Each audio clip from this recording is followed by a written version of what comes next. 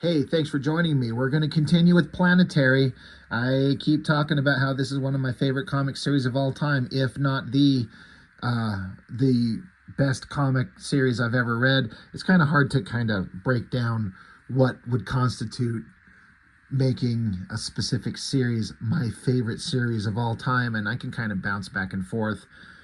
Um, and sometimes it's Planetary here or Tom Strong, which I've been doing reviews on. What's funny, and it's not, maybe it's not funny, it's interesting, is that both, Planetary and Tom Strong are two of my most favorite comic series ever, and they get the least amount of kind of interest on the channel.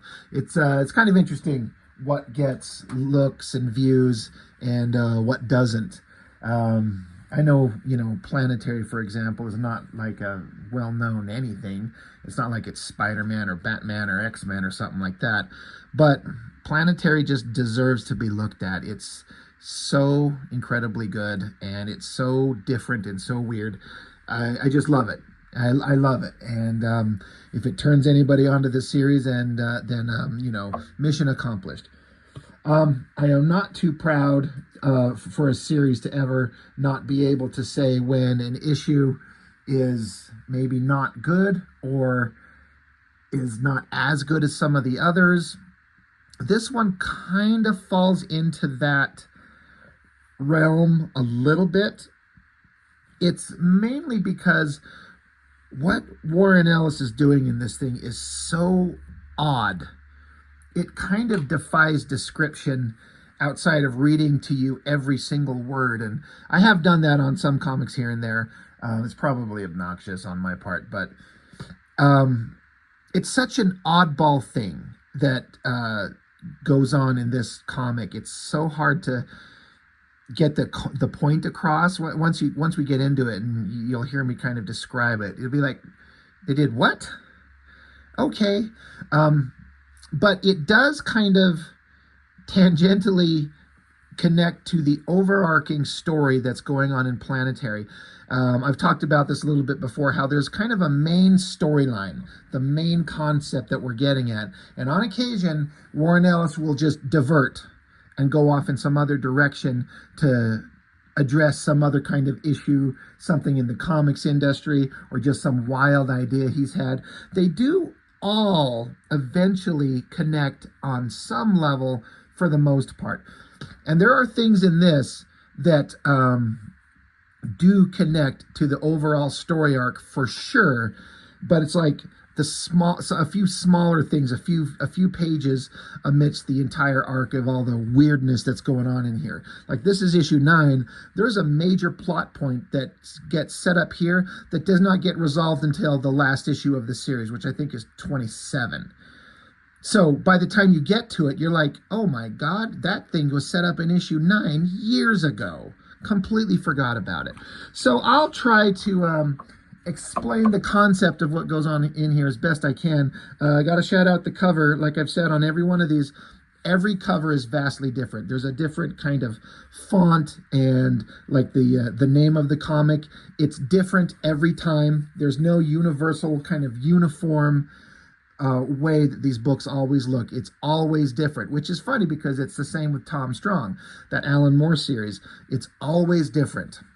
So it's interesting to me, and I think the color scheme on this works really well. Really neat stuff.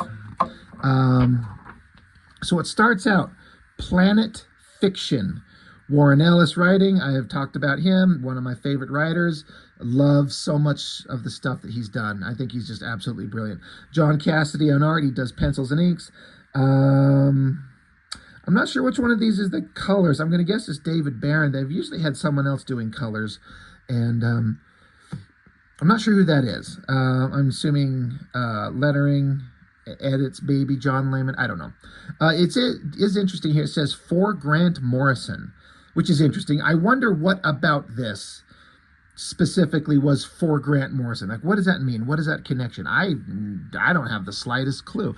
But it starts out with a visually interesting but extremely oddball, like, here's a house, and there's a weird kind of like 50s era kind of wackadoo rocket ship stuck in the side. You got a moon in the background. The coloring is kind of, it's interesting. I like it, but it's odd. It's like, what are we looking at? It's so non-conventional. And then this is where it gets into it, where there's some weirdness. So you've got the rocket ship smashed into the house. Some helicopters show up. This is England, 1997. A bunch of soldiers, drop in. They're talking on their intercoms about going inside, be quiet, watch your motion sensors, extreme sanction, kill all witnesses. And they show like a baby's crib with blood. Like these soldiers murdered a child because whatever it is they're trying to find or hunt down or keep secret, no one could witness this, up to and including a child. Really weird. So they get inside the house, they get to the smashed ship, they're checking their sensors, they get a lift helicopter to drop some cables down, and they're like, well, this thing is hollow inside, it's pretty light, we should be able to lift it, get it out of here. And off they go. They're like, okay, extraction underway. And then the guys in control here, they're like, I'm getting sensor readings from inside the vessel. We count 2, 3, 4 crew members. We confirm 1 more crew member then departed. So they know what the ship is. These guys sent it off, but they only sent it with 3 people in it. It reads as 4 have come back from wherever it was. So, okay. Weirdness. I'm not too weird yet, but interesting.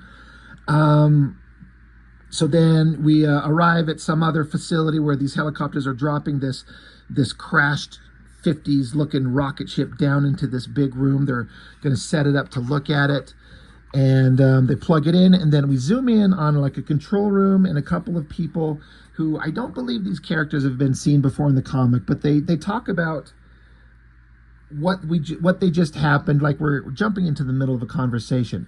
They're like, why did it make re-entry where it did? Who knows about anything? This is a whole new science, and we're inventing it from scratch. And they're talking about the person who helped develop this concept, and they refer to him as an artist. And he says, must have known the death order for the creative team was in.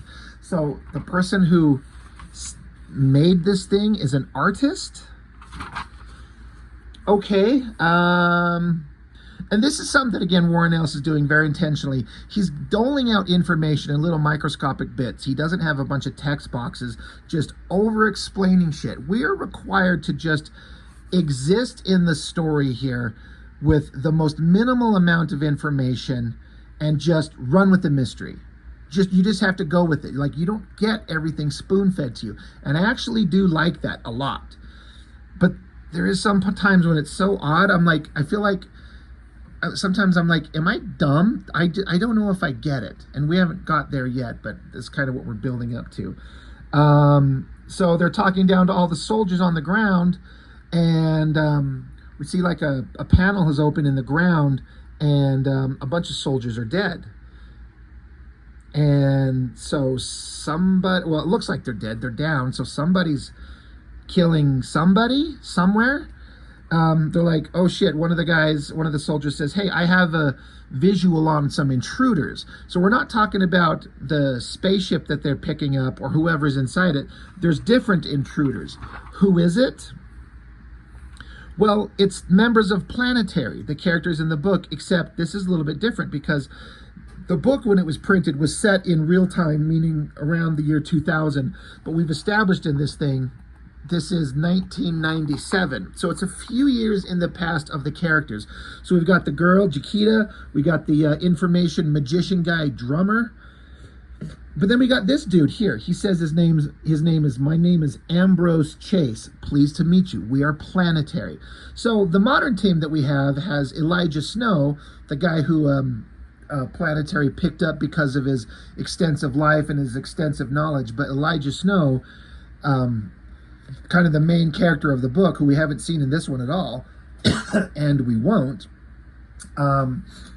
he's got big gaps in his memory. He can't remember certain things, but Planetary wanted him for some very specific reason, mainly because they have a team that goes and investigates, and it's always 3 people. But here we go, and we've got this guy, Ambrose Chase, and he's wearing a white outfit, the same that Elijah Snow does in the future, which is a kind of an interesting thing. I don't recall, I think this is the first time we see this guy. He might have been mentioned when they recruited Elijah Snow in the first issues. He asked, what happened to the other 3rd guy? And they're like, something weird happened. We can't really explain it. When we figure it out, we'll tell you. And Elijah Snow is like, I don't like that. That's too strange. But anyway, we're in the past. This is like an old version of the team with some new addition to the roster who we've never met.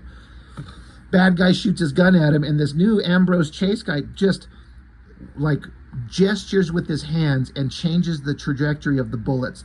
Now, I can't remember when The Matrix came out, but there's a lot of things in this that feel very, very much like The Matrix, with bullet time and the way that the characters do some action moves, moving across space, running up and around walls. So I don't know if this was created before The Matrix or if the movie was out and that kind of influenced some of the visual style. It's interesting. You'll see what I'm talking about. But so this Planetary team, they're coming into the same facility where this shadow organization has this mystery spaceship. So yeah, he wipes away the bullets, just gestures casually, and the Jaquita, who we've established in the series is extremely strong and extremely fast. She runs up and some kind of shockwave just sends this guy flying, and they realize that, like, you know, this facility is supposed to have like 2,000 soldiers. There's something going on. Why are they not overrunning us? They don't quite get it. Drummer's with his ability to kind of sense information in like a magical sense. He's like, things are weird in this place. We don't know what's going on here. And so this Ambrose Chase guy, again, we've never met him. He refers to his ability that he has. He says, nothing to do with me. My reality distortion field is unpredictable, but it ain't putting out lights without me knowing. And you can see on his hand, there's like a distortion effect. So he's got some kind of ability he refers to as his reality distortion field. But whatever weird is going on, it's not because of him. So they're talking about this shadow organization is retrieving somebody from Planet Fiction, which is the title of the story. And this could be bad. So they're like, all right, well, shit's about to get ugly. So Ambrose Chase gets his guns out. And Drummer kind of explains, he's like, hey, I found out they sent that ship off on a mission. There was only 3 pilots or 3 occupants, but it came back with 4. So there's an extra somebody something inside it. They're like, okay, back with the people who run this shadowy organization, the power's gone out, lights are out, and then so they get some flashlights on, and the soldiers look around. They can smell something weird. They come along to a room where there's like shredded human body parts, like guts, like teeth, eyeballs, ears, blood, fingers. Something, yeah, they're inside the rocket ship is what they do. I mean, sorry, let me get my information straight. They go inside the rocket ship, power's out, and they find the shredded, destroyed remains of 3 bodies. Again, they sent 3 out, but 4 came back, and there's 3 dead bodies here. So the idea is that whatever this 4th being is, it's dangerous, and where is it? So the Planetary team's trying to make their way in there. Jaquita's shoving a door open. They bust it open, and they come into a room just full of soldiers. And so this is a really interesting visual thing. John Cassidy's so good at this visual action stuff. It's kind of mind-blowing to me. You can see through the artwork that there's that distortion field that Ambrose Chase has. His body's distorting. He grabs his guns from his holsters. Drummer drops to the ground. He's like, everything's slowing down. Information's breaking. So, you know, this Drummer character, he's tapped into information in like I said before, like a magical way. And whenever things go weird, he can sense it. And in this case, it kind of fucks him up. He doesn't like it. But We see Ambrose Chase jumping, like up onto the corner of a wall, putting his foot on the edge of it. The distortion fields moving into the room with all the characters. And then you get like Matrix style bullet time is what it looks like. Just he's jumping, firing his guns, and all these bullets in like slow motion. It's like the best representation of like bullet time, that slow motion Matrix shit that I've ever seen in a comic. I think that's incredible. And Ambrose is saying, stay down, turning time back on. So it's like, I read this as he paused time, fired his guns, and then when he turned time back on, all the bullets find their mark at the same moment. Boom. He just took out an entire room of soldiers in a blink of an eye. So he's putting his guns away. He's like, well, Chiquita, what do we do next? So this Ambrose guy, this member of Planetary, he's a badass. And John Cassidy's artwork works so good. So then we get back with the lead scientist of this rogue organization, and he's like, oh shit, Dr. Dowling will be upset. Now, Dr. Dowling, we've established in the comic already, the villains of the series are an evil version of the Fantastic Four. And I've said how that's one of my most favorite parts of this whole series, taking the Fantastic Four and making them like hyper evil, but they're so mysterious because we never see them except in microscopic bits and just in the consequences of the actions that they've already done. And the team is always one step behind, chasing the four around. And Dr. Dowling, as referred to here, is the Reed Richards. So this guy's Dr. Dowling will be upset. And then you get this mysterious face behind the guy, and he says, why did you invent me? So the scientist guy says, well, not an easy question.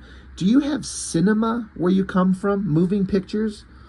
He says, we're in a strange relationship with our fiction, you see. Sometimes we fear it's taking us over. Sometimes we beg to be taken over by it. Sometimes we want to see what's inside it. That was the initial project profile, to create a fictional world and then to land on it, a sample return mission.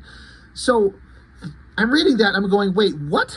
They created a fictional world and then sent an exploratory team to go land on that fictional world and bring something back, which is what they did, the fourth being inside this ship. Now, what does that mean? How do you do that? They don't say. It's kind of unimportant how. All that's relevant is that they did it. The guy continues to bring back someone from a fictional reality. Cut back to Chiquita. She says, Ambrose, they've opened the vessel. You and Drum shut this operation down right now. So she's beating the shit out of all these guys. Ambrose is shooting his guns. Drummer's trying to figure out what he can, detect with his ability to understand information. Ambrose does more awesome Matrix shit. He knows he needs to get up high, so he does this jump flip, shooting people. His feet land on the side of this structure, and then he just runs up the side of it, like he can defy gravity and physics. Again, it's all Matrixy, right? Scientist, leader guy, he understands that someone's coming. And there was a weird thing that happened here. I don't understand what it was supposed to be telling me. He goes back to one of his co-workers here, and he says, do this one thing right for me and you'll have been more useful in death than ever you were in life. Like, okay. What is he going to do with this guy's dead body? Glass shatters open, and then the lead scientist guy says, damn it, if they're sending the one I think they've sent, then I need the surprise. Yes, he says. So Ambrose shows up, and he's like, it's all over. And then lead scientist guy, he's got a gun, fires 2 shots, maybe more, because it looks like Ambrose gets hit 1, 2, 3, 4, 5, like 5 or 6 shots right in the chest. This guy who's such an ultimate badass and did all that cool shit, this guy got the drop on him, I guess. He shoots him, and, that's a kill shot, essentially. It should be, right? Next page, we flip over, different color scheme, so instantly, like, we're in a different kind of time frame. We're in a different time and different place. I read it as a flashback, a jump back, and it does say 1994, where the comic's set in 2000. The story we've been reading has been in 97. We're back to 94. But probably even farther here, because this is Ambrose Chase, the new guy, as a kid. He's saying, I can do it when I concentrate, when I look at it, what I want to affect, and what I want, when I focus and look at a thing, I can do it. I just don't know what it is that I do. And so a voice from off screen says, last time we saw it, we called it a selective physics distortion field. From what we've been able to turn up, your father is a survivor of something called something or someplace called City Zero, which is what we talked about in the last issue, issue 8, where the government scientists led by the evil Reed Richards, Dr. Dowling, set up a science facility out in the middle of the desert just to perform ungodly, horrible experiments on people just because, just to see how bad could get. And so this is basically somebody making contact with Ambrose Chase as a young kid. Then we cut to Jaquita, and Ambrose is here. He's grown up. He's an older guy. He says he's coming back, Jaquita. He will. You've got to hang on.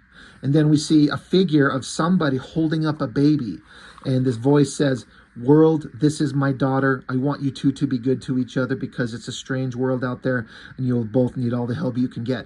So I said, world, this is my daughter. The only female character is Jaquita. So is this her father holding her up as a baby? It's just showing some bits and pieces from the past. Then we get to 1994. We get Ambrose Chase as a grown man, and he's going to see somebody in a shadowy room. The voice says, come in. Do you know who I am? He says, yes. And then, so we get just the slightest indication of a face here. He says, no, you think you know who I am. All the rules changed the minute you entered this room. You're in a new story now, Ambrose. I'm the fourth man. So we've heard of the fourth man in Planetary. There's always the 3 members of the team, the 1, 2, 3, but then there's a fourth guy who's like the money man, the person who runs it, who finances it, and he's never been seen anywhere. We've just always heard of him. This is the first time we get the slightest indication. He's like, I'm the fourth man. And the guy says, but you're... And he says, yeah, I noticed that too. I have no idea what they're referring to. I don't know if we're supposed to know. Ambrose is surprised by something, but we don't get to know what it is. So then the voice says, it's been a while since we hired you, Ambrose, long enough for me to know I can trust you. You took a bullet for me, after all. Things are going to change very soon, Ambrose, and they're going to change hard. It's time for you to become the third man, Ambrose. Join the field team. I always trusted you, Ambrose. I know you're going to do the best possible job.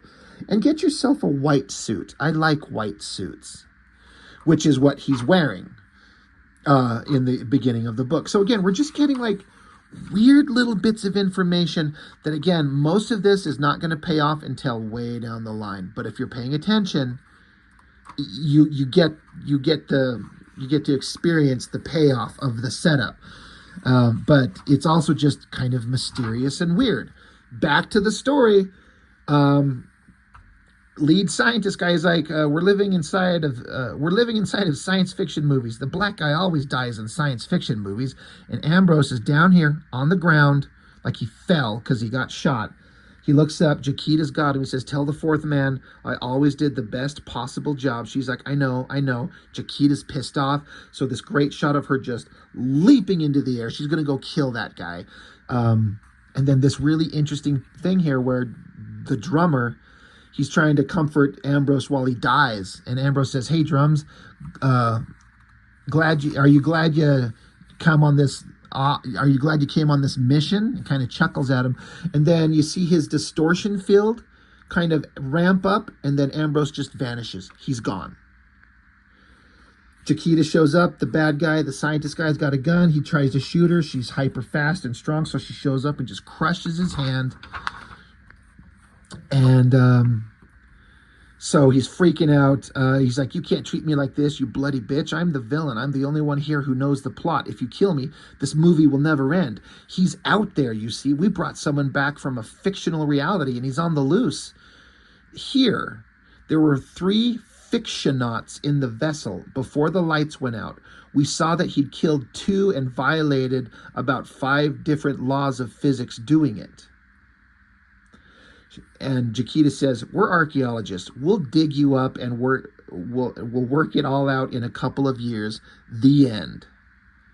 So like she's reaching towards him with her hand to kill him. And then we just get this panel of text. It says, in 1997, the fourth man was missing in action.